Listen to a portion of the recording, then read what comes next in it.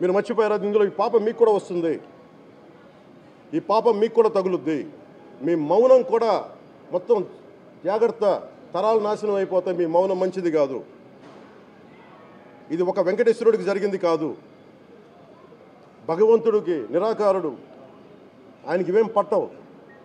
మనం నమ్ముకొని ఆయనకి వెళ్తున్నది మనకి బాధ్యత. ఇది ఇంకా ప్రతి ఒక్కరు దీన్ని గుర్తుపెట్టుకోండి. చేతులెత్తి వేడుకుంటున్నాను.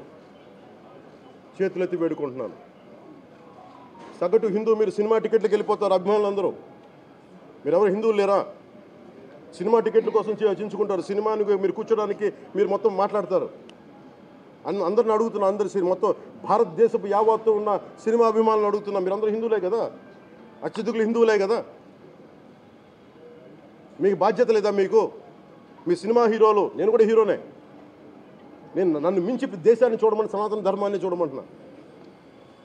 మీ కన్వీనియంట్గా కూర్చోబెట్టి హీరోలను ఎత్తడం కాదు, నన్ను ఎత్తడం కాదు.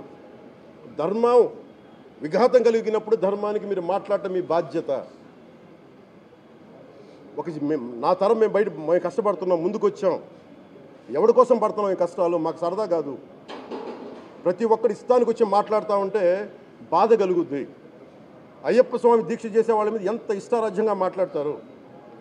ఇదే మీరు ఎవరన్నా సరే ఇస్లాం మీద మీరు గొంతు ఎత్తగలరా? ఎందుకంటే రోడ్ల మీదకి వచ్చి కొడతారని మీకు భయం, అందుకు మీరు మాట్లాడరు. హిందువులు అంటే మెత్తని మనుషులు కదా, తోటి హిందువు కదా, మీరు ఏదైనా మాట్లాడచ్చు. మీకు నమ్మకాలు లేకపోతే మీరు ఇంట్లో కూర్చోండమ్మా. మీకు నమ్మకాలు లేకపోతే ఇంట్లోంచి బయటికి రాకండి, మమ్మల్ని ఏం అనకండి.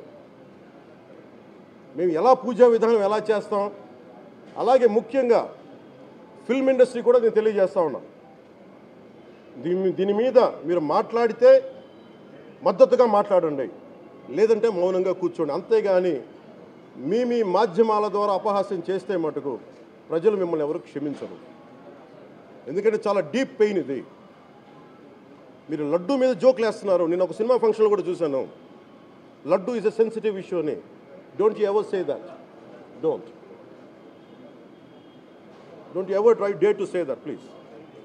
I respect you as actors, but when it comes to Sanatana Dharma, please, you have to think 100 times before you saying a word. One comment.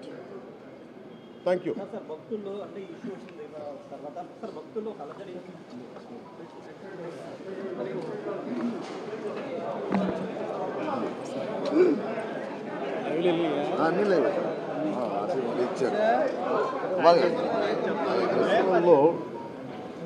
ఇదే దేవాలయంలో కనకదుర్గ అమ్మవారి రథంతో